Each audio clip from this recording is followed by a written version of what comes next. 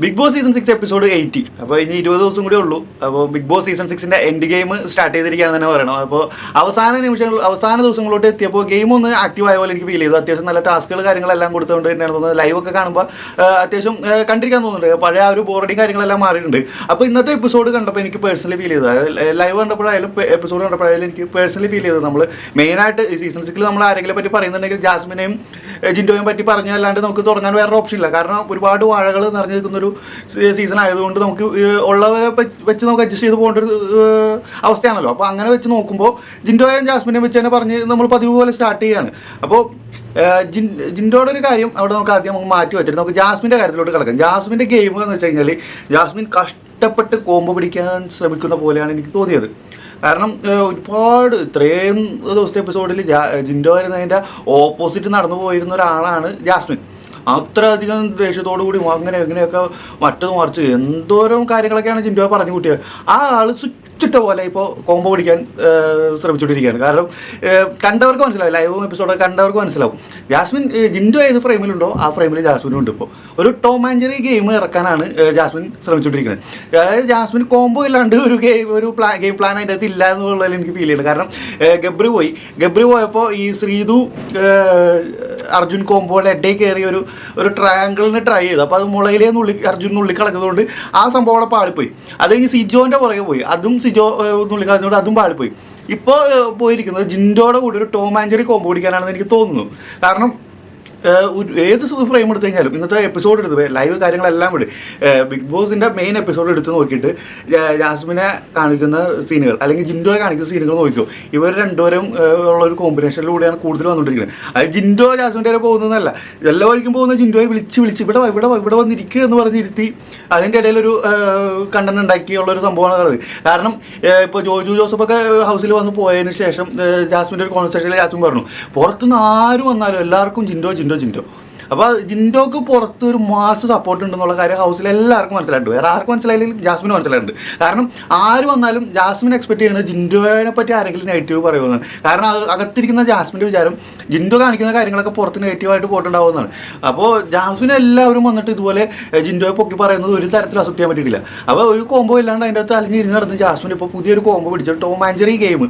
അതായത് കഴിഞ്ഞ സീസണിൽ അഖിൽമാരാറും ശോഭയും കൂടി ഇറക്കിയ പോലത്തെ ഒരു ടോം ആൻഡ് ജെറി ഗെയിം ഇറക്കാൻ കാര്യമായിട്ട് ജാസ്മിൻ ശ്രമിക്കുന്നുണ്ട്. അപ്പോൾ എനിക്ക് ജിൻഡോനോടാണ് എനിക്ക് പറയാനുള്ളത് എന്ന് വെച്ചാൽ, ജിൻഡോ എന്നൊരു വ്യക്തി എന്ന് വെച്ചാൽ എനിക്ക് ഇപ്പോൾ സീസൺ 6 എനിക്ക് പേഴ്സണലി എനിക്ക് ഏറ്റവും ഫേവറേറ്റ് ആയിട്ടുള്ളൊരു കണ്ടസ്റ്റൻ്റാണ്. അപ്പോൾ ഇതുപോലൊരു കോംബോ അതിൻ്റെ അകത്ത് വർക്ക് ആവുകയാണെങ്കിൽ സത്യം പറഞ്ഞാൽ ഒരു തരത്തിൽ എനിക്ക് പേഴ്സണലി അക്സെപ്റ്റ് ചെയ്യാൻ പറ്റില്ല. എൻ്റെ പേഴ്സണൽ അഭിപ്രായമാണ്, എനിക്ക് പേഴ്സണലി അക്സെപ്റ്റ് ചെയ്യാൻ പറ്റില്ല. കാരണം ഇതുവരെയുള്ള എപ്പിസോഡുകൾ ഡേ 1 മുതൽ ഇന്ന് വരെയുള്ള എപ്പിസോഡിൽ ജാസ്മിൻ്റെ ഒരു ഗെയിം എടുത്ത് നോക്കിയാൽ, ജാസ്മിൻ ജിൻഡോയെ പറ്റി പറഞ്ഞിട്ടുള്ള കാര്യങ്ങളൊക്കെ എടുത്ത് നോക്കിക്കഴിഞ്ഞാൽ ഒരു തരത്തിൽ അവർ തമ്മിലുള്ള ഒരു കോംബോ നമുക്ക് വർക്ക് ചെയ്യാൻ പറ്റില്ല. കാരണം അത്രയ്ക്ക് മോശം കാര്യങ്ങളാണ് ജാസ്മിൻ ജിൻഡോയെ പറ്റി പറഞ്ഞിട്ടുള്ളത്. ഗബ്രിയും ജാസ്മിനും കൂടി ഇരുന്നിട്ട് ജിൻഡോയെ പറ്റി പറഞ്ഞ കാര്യങ്ങളൊക്കെ നമ്മൾ ചിന്തിച്ച് നോക്കിക്കഴിഞ്ഞാൽ ഇവർ തമ്മിലൊരു ടോം ആൻഡ് ജെറി ഗെയിം പോയിട്ട് ഇവർ തമ്മിൽ ഒരുമിച്ചൊരു ഫ്രെയിമിൽ വന്നാൽ തന്നെ അക്സെപ്റ്റ് ചെയ്യാൻ പറ്റാത്തൊരു നിലവാരത്തിലോട്ട് പോയിട്ടുണ്ട്. കാരണം പിന്നെ ജാസ്മിൻ നല്ലൊരു എൻ്റർടൈനറാണ്. ഇവർ തമ്മിലുള്ള ടോം ആൻഡ് ജെറി ഗെയിമും കാര്യങ്ങളൊക്കെ സത്യം പറഞ്ഞാൽ ജാസ്മിൻ ഒരു ഇൻഡിവിജ്വൽ പ്ലെയർ ആയിട്ട് അതിൻ്റെ അകത്ത് വന്നു. ഇതുപോലെ ഒരു കോൺട്രവേഴ്സി ഇല്ലാണ്ട് എല്ലാ സീസണിലുള്ള കണ്ടസ്റ്റൻറ്റുകളെ പോലെ ഒരു പ്ലെയർ ആയിട്ട് നിൽക്കുകയായിരുന്നെങ്കിൽ ഈ ഒരു കോംബോ വേറെ ലെവൽ ഹിറ്റാവേണ്ടതായിട്ടുണ്ട്. ജാസ്മിൻ ഒരു നോർമൽ പ്ലെയർ ആയിരുന്നെങ്കിൽ ബിഗ് ബോസിൻ്റെ ഭാഗത്തു നിന്ന് ഇത്രയും സപ്പോർട്ടും കാര്യങ്ങളോ അല്ലെങ്കിൽ ലാലേട്ടൻ്റെ ഭാഗത്തു നിന്നുള്ള സപ്പോർട്ടോ ഇതൊന്നും ഇല്ലാണ്ട് ബാക്കിയുള്ള കണ്ടസ്റ്റന്റുകളെ പോലെ ഒരു ഈക്വൽ ആയിട്ടുള്ളൊരു കണ്ടസ്റ്റൻ്റ് ആയിട്ടാണ് ജാസ്മിൻ അതിൻ്റെ അകത്ത് നിന്നിരുന്നെങ്കിൽ ജാസ്മിൻ ഇതുപോലെ ഒരു ജിൻഡോയായിട്ടൊരു കോംബോ പിടിച്ചു കഴിഞ്ഞാൽ ഒരാൾക്കും തകർക്കാൻ പറ്റാത്ത അത്രയും ഹിറ്റായേനെ ആ ഒരു കോംബോ. കാരണം ജാസ്മിൻ്റെ കണ്ടന്റുകൾ ജാസ്മിനായിട്ട് ഉണ്ടാക്കുന്ന ഓരോ ഫൺ എലമെൻറ്റ്സ് കാര്യങ്ങളൊക്കെ അടിപൊളിയാണ്. ചില നേരത്തെ ഞാൻ ആലോചിക്കും ഈ പെങ്കൊച്ചിനാണല്ലോ നമ്മൾ ഇത്രയും കുറ്റം പറയുന്നത് ഞാൻ ചിന്തിച്ച് പോകാറുണ്ട്. പക്ഷേ ജാസ്മിൻ ഇത്രയും അതിൻ്റെ അകത്ത് ഫേവറേറ്റ്സും കാര്യങ്ങളൊക്കെ കിട്ടുന്നുണ്ടെന്ന് പറയുമ്പോൾ അതിനൊക്കെ ഒരു വിലയില്ലാണ്ടായി പോയാണ്. അതൊന്നും ഇല്ലാണ്ട് ഒരു നോർമൽ പ്ലെയർ ആയിട്ട് നിൽക്കുന്നത് ജാസ്മിൻ ഒന്നാമത്തെ എൻ്റർടൈനറാണ്. അതുപോലത്തെ ഒരു എൻ്റർടൈനറായിട്ടുള്ള ജാസ്മിനും എൻ്റർടൈനറായിട്ടുള്ള ജിൻഡോയും തമ്മിലൊരു കോംബോ അതിൽ വർക്കൗട്ട് ആദ്യം മുതലേ വർക്കൗട്ട് ആയിരുന്നെങ്കിൽ ഇതുപോലെ ടോം ആൻഡ് ജെറി തന്നെ മതി. അവർ തമ്മിൽ ഫ്രണ്ട്ഷിപ്പ് ഒന്നുമില്ല, ഒരു ടോം ആൻഡ് ജെറി ഗെയിം എന്നുള്ള രീതിയിൽ അതിൻ്റെ അകത്ത് ഉണ്ടായിരുന്നെങ്കിൽ തന്നെ വേറെ ലെവലിൽ പോകേണ്ട കാര്യങ്ങളാണ്. അപ്പോൾ ഇത്രയും ദിവസം കഴിഞ്ഞപ്പോഴാണ് ജാസ്മിന് ബോധോദയം ഉണ്ടായത്. അതായത് ജിൻഡോക്ക് ഇത്ര സപ്പോർട്ട് ഉണ്ട്, ജിൻഡോ ഫണ്ണാണെന്നൊക്കെ ഉള്ള കാര്യങ്ങളൊക്കെ ജാസ്മിന് ഇപ്പോഴാണ് മനസ്സിലായത്. അപ്പോൾ നൈസായിട്ട് പോയിട്ട് ഒരു ടോം ആൻഡ് ജെറി കോംബോ പിടിച്ചിട്ട് അവിടെ കണ്ടന്റ് ഉണ്ടാക്കാൻ നോക്കിക്കൊണ്ടിരിക്കുന്ന ജാസ്മിൻ ഇനിയുള്ള എപ്പിസോഡുകളിൽ ഇത് ഒരുപാട് കാണേണ്ടി വരും. കാരണം ഇന്നത്തെ ഒരു എപ്പിസോഡിൽ തന്നെ എത്ര മിനിറ്റ് നിങ്ങളൊന്ന് കാൽക്കുലേറ്റ്, എത്ര മിനിറ്റ് അവർ തമ്മിലുള്ള പിച്ചലും നുള്ളലും മാന്തലൊക്കെ കണ്ടുകൊണ്ടിരുന്നു. അപ്പോൾ ഈ ജിൻഡോനോട് പറയാനുള്ളത് ഈ ഒരു പഴഞ്ചൊല്ലുണ്ടല്ലോ, ചന്ദ്രൻ ചാരിയ ചന്ദനം മണക്കും, ചണം ചാരിയ ചണം മണക്കും എന്നുള്ളൊരു ഇതുണ്ടല്ലോ. അപ്പോൾ അതെനിക്ക് പറയാനുള്ളൂ. ജിൻഡോ ഇത് മനസ്സിലാക്കി രക്ഷപ്പെട്ട് കഴിഞ്ഞാൽ, ജിൻഡോ എൻ്റെ ഒരു ഊഹ ശരിയാണെങ്കിൽ ജിൻഡോ ഇത് മനസ്സിലാക്കി ജിൻഡോ അത് അടിച്ച് തകർത്ത് കൈ കൊടുക്കാൻ ചാൻസ് ഉണ്ട്. അപ്പോൾ ജിൻഡോ ആദ്യത്തെ ഒരു ദിവസം ആയതുകൊണ്ട് വിട്ടുകൊടുത്തതാണ് പിടിച്ചതെന്നാണെന്ന് തോന്നുന്നത്. എവിടെ വരെ പോകുന്നുള്ളത് നോക്കിയാണെന്ന് എനിക്ക് തോന്നുന്നുണ്ട്. അതല്ലെങ്കിൽ ജിൻഡോ ഇതിൻ്റെ കുറേ പോകുമെന്ന് എനിക്ക് പറയാൻ പാടില്ല. പക്ഷേ എനിക്ക് തോന്നുന്നു, ഞാൻ മനസ്സിലാക്കിയിട്ടുള്ളൊരു ജിൻഡോ എന്നുള്ളൊരു പ്ലെയർ ഇത് അതിൻ്റെ അടുത്ത് എത്ര വലിയ ഗെയിം കൊണ്ട് ഇറക്കിയിട്ടും കാര്യമില്ല, ജിൻഡോ അടിച്ച് കൈ കൊടുക്കുമെന്നുള്ള കാര്യം എനിക്ക് ഉറപ്പാണ്. പിന്നെ പറയുകയാണെങ്കിൽ നോറയുടെ ഒരു കാര്യം ഇന്നത്തെ എപ്പിസോഡിൽ പറയണം. പ്ലസ് എപ്പിസോഡിൽ ഹൈലൈറ്റ് നോറ ജാസ്മിൻ തമ്മിലുള്ള വഴക്കാണ്. അപ്പോൾ ഈ നോറയുടെ കാര്യം എന്ന് വെച്ച് കഴിഞ്ഞാൽ ആദ്യമൊക്കെ നമുക്ക് അക്സെപ്റ്റ് ചെയ്യായിരുന്നു, നോറ ജാസ്മിൻ തമ്മിലുള്ള ഗെയിമും കാര്യങ്ങളൊക്കെ അക്സെപ്റ്റ് ചെയ്യായിരുന്നു. വന്ന് നോറ ഒരു ഇൻഡിവിജ്വൽ പ്ലെയർ ആണെന്ന് കാണിക്കാൻ വേണ്ടി കാണിച്ചു കൂട്ടുന്ന കാര്യങ്ങൾ എന്ന് വെച്ച് കഴിഞ്ഞാൽ 1-2 എപ്പിസോഡിലൊക്കെ നമുക്ക് അക്സെപ്റ്റ് ചെയ്യാം. പിന്നെ എല്ലാ എപ്പിസോഡിലും ഇത് തന്നെ സെയിം കാര്യം തന്നെ റിപ്പീറ്റ് മോഡിൽ ഇങ്ങനെ ഒരുപാട് കിടന്ന് വളവളവളവളാന്ന് പറഞ്ഞ് ഇങ്ങനെ പറഞ്ഞുകൊണ്ടിരുന്നു കഴിഞ്ഞാൽ കാരണം നമുക്ക് വല്ല മനസ്സിലാവണ്ടേ. ഒന്നാമത്തെ കാര്യം നോറയ്ക്ക് ഒരു അൾട്രാസോണിക് സൗണ്ടാണ്, അതും ഒടുക്കത്തെ 2x സ്പീഡിലിട്ട് സംസാരിക്കുമ്പോൾ സത്യം പറഞ്ഞു കഴിഞ്ഞാൽ ഒന്നും മനസ്സിലാവാറില്ല. അപ്പോൾ നോറക്കാണെങ്കിൽ അവിടെ ഉള്ള ആരോടും സംസാരിക്കണ്ട, നോറയ്ക്ക് എപ്പോഴും ഏതെങ്കിലും ഒരു ക്യാമറയിൽ കൂടി കാര്യങ്ങൾ പുറത്തോട്ട് വന്നാൽ മതി. അവിടെ ഇരിക്കുന്ന ആരോട് സംസാരിക്കേണ്ട, അവർക്ക് പറയാനുള്ളത് നോറയ്ക്ക് കേൾക്കണ്ട, നോറയ്ക്ക് പറയാനുള്ള കാര്യങ്ങൾ പുറത്തോട്ട് പ്രേക്ഷകരിലോട്ട് ഇടണം. അത്രേ ഉള്ളൂ നോറയ്ക്ക് ആവശ്യം. അല്ലാണ്ട് വേറെ ഒരു ഗെയിമിന് നോറയ്ക്ക് അതിൻ്റെ ഒരു ടാസ്കിലായാലും എന്തിലായാലും നോറ ഇന്ന് തന്നെ എപ്പിസോഡിൽ കട്ട് ചെയ്തൊരു സംഭവമുണ്ട്. അതായത് ലൈവിൽ ടാസ്ക് കൊടുത്ത ടൈമിൽ മറ്റേ ഒരു ലൂപ്പ് കോൾ കണ്ടുവച്ചൊരു ഒരു മാസ സംഭവം നോറ ഇറക്കിയായിരുന്നു. 5 കട്ട വെച്ചിട്ട് അതിന് മുകളിൽ റൂഫും വെച്ചിട്ട് പോയൊരു പരിപാടി. അത് ബുദ്ധിപൂർവ്വം ഒരു എപ്പിസോഡിൽ കട്ട് ചെയ്ത് കളഞ്ഞു.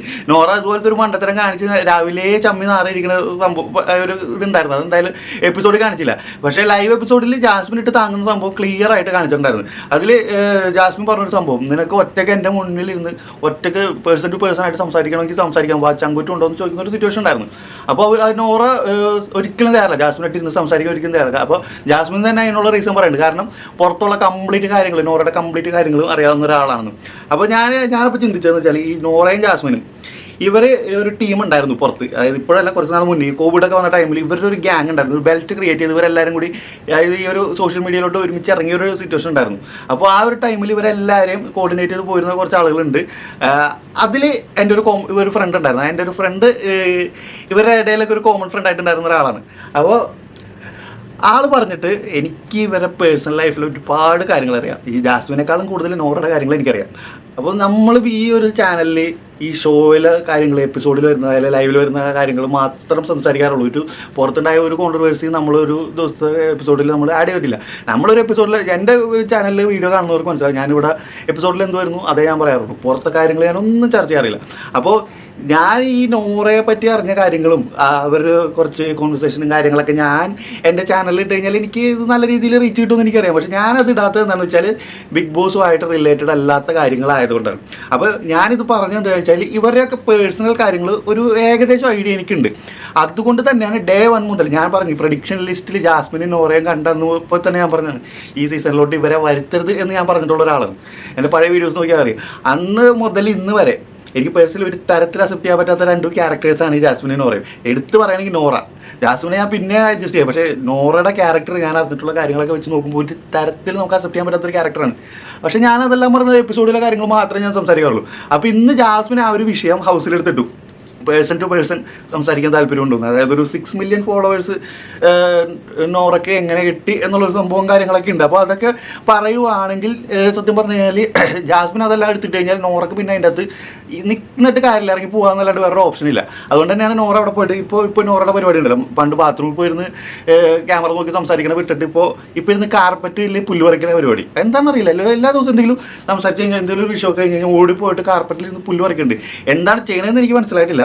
അപ്പോൾ ആ ഒരു ലെവലിലാണ് പോകുന്നത്. പിന്നെ ഇന്നത്തെ എപ്പിസോഡിൽ ഇറിറ്റേറ്റിംഗ് ആയിട്ട് തോന്നിയൊരു ക്യാരക്ടർ എടുത്ത് പറയുകയാണെങ്കിൽ നന്ദനയുടെ ചില നേരത്തെ ആക്ഷനൊക്കെ ഉണ്ട്, എന്തെങ്കിലുമൊക്കെ സംസാരിക്കുമ്പോൾ ഇങ്ങനെ കൈയൊക്കെ കൊട്ടി സംസാരിക്കണം. എനിക്ക് അത് കാണുന്ന അത്ര ദേഷ്യം വേറെ ഒന്നുമില്ല. ഈ ഇങ്ങനെ എന്തെങ്കിലുമൊക്കെ സംസാരിക്കുമ്പോൾ ഇങ്ങനെ കൈയൊക്കെ കൊട്ടി ഒരു പ്രത്യേക മാനറിസത്തിൽ സംസാരിക്കില്ലേ.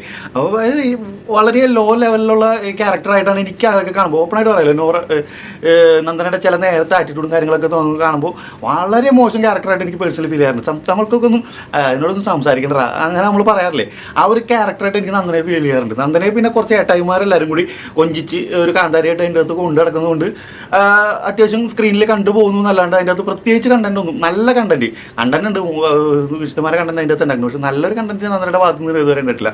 അപ്പോൾ ഈ ഒരു സിറ്റുവേഷൻ നിൽക്കുകയാണെങ്കിൽ ഈ വീക്ക് എനിക്ക് തോന്നുന്നത് ഈ നോറ നന്ദന ഈ രണ്ടുപേരിൽ ആരെങ്കിലും ഒരാൾ പോയിട്ട് ഡബിൾ വിഷനായി ഇവർ രണ്ടുപേരും പോകാനുള്ള സാധ്യതയാണ് കാണുന്നത്. അപ്പോൾ സത്യം പറഞ്ഞാൽ അതും കൂടി ആ രണ്ടെണ്ണം കൂടി ഇപ്പോൾ നിലവിലുള്ള കണ്ടന്റുകൾ ഈ രണ്ടെണ്ണം കൂടി പോയി കഴിഞ്ഞാൽ നമുക്കൊരു എപ്പിസോഡ് വലിയ ഇറിറ്റേഷൻ ഇല്ലാണ്ട് കാണാൻ പറ്റും. ഞാൻ ഓപ്പണായിട്ട് പറയാം. അതായത് ഈ നന്ദന എനിക്ക് നന്ദനയുടെ ആറ്റിറ്റ്യൂഡും കാര്യങ്ങളും എനിക്ക് എപ്പിസോഡിൽ കാണുന്നത് നന്ദന സംസാരിച്ചു തുടങ്ങുമ്പോൾ ഞാൻ സ്കിപ്പ് ചെയ്ത് കളയും. പിന്നെ എടുത്ത് പറയേണ്ട ഒരു കാര്യം നമ്മുടെ സീക്രട്ട് ഏജൻറ്റ് സായയുടെ ഒരു കാര്യമാണ്. ഇന്നത്തെ ടാസ്ക് എല്ലാം കഴിഞ്ഞ സമയത്ത് സത്യം പറഞ്ഞു കഴിഞ്ഞാൽ സായ അതിൻ്റെ അകത്ത് ഒരു നന്മവരം കളിക്കാൻ നോക്കിയതാണോ എനിക്ക് മനസ്സിലായില്ല, എന്താണെന്ന് അറിയില്ല. ഒന്നാമത്തെ കാര്യം എന്താ ഒരു കൊടുത്ത ഒരു മറ്റേ മുയലിനെ രക്ഷിക്കുന്ന ഒരു ടാസ്ക് എന്ന് പറഞ്ഞു കഴിഞ്ഞാൽ ആ ടാസ്ക് ലെറ്റർ ഞാൻ വായിച്ച ഒരുപാട് തവണ ഞാൻ റിപ്പീറ്റ് അടിച്ച് കേട്ട് നോക്കി. എനിക്ക് പേഴ്സണലി എനിക്കത് മനസ്സിലായില്ല അതെന്താ ടാസ്ക്, അതെങ്ങനെ കളിക്കേണ്ടതെന്ന് എനിക്ക് മനസ്സിലായില്ല. പക്ഷേ അവർക്ക് മനസ്സിലായിട്ടുണ്ടാവും, അതുകൊണ്ടാണ് അവർ കളിച്ചത്. അതിൽ മനസ്സിലാകാത്തവരുണ്ട്. ഇപ്പോൾ ജിൻഡോക്ക് മനസ്സിലായില്ല, ഋഷിക്ക് ഗെയിം മനസ്സിലായില്ല, നോർക്ക് മനസ്സിലായില്ല. അത് ഒരുമാതിരി റിസ്ക് കറങ്ങി തിരിഞ്ഞിട്ടുള്ളൊരു ടാസ്ക്കാണ് കൊടുത്തത്. അത് എനിക്ക് പേഴ്സണലി എനിക്കത് മനസ്സിലായില്ല എന്നാണ് കൊടുത്തത്. അതിൻ്റെ അവസാനം സത്യം പറഞ്ഞാൽ സായി ജയിക്കേണ്ട ഒരാൾ, അതായത് കളി അവിടെ തീർക്കേണ്ട സിറ്റുവേഷനിൽ സായി അവിടെ നന്മപുരം കളിച്ച് അഭിഷേകിനെയും കൂടി കയറ്റി അവസാനം അഭിഷേക് ജയിച്ച് പോകുന്ന ഒരു സിറ്റുവേഷനാണ് കണ്ടത്. സായി ശരിക്കും മണ്ടനാണോ അതോ മണ്ടനായിട്ട് അഭിനയിക്കണാണോ എന്ന് എനിക്ക് തോന്നിപ്പോയി. കാരണം ഇന്നത്തെ സ്കോർ ബോർഡ് വെച്ച് നോക്കുമ്പോൾ ഇന്ന് അഭിഷേക് നിൽക്കുന്ന ആ പ്ലേസിൽ നിൽക്കേണ്ട ആൾ സായി ആയിരുന്നു. സായി അവിടെ ഒരു മണ്ടത്തരം കാണിച്ചില്ലായിരുന്നു. അത് കഴിഞ്ഞിട്ട് പോയിട്ട് അഭിഷേകിനെ മാറിയെന്ന് കുറ്റം പറയുന്ന സായിനെയൊക്കെ കാണണ്ടായിരുന്നു. എന്നാണ് പുള്ളി ഉദ്ദേശിക്കുന്നതെന്ന് അറിയില്ല.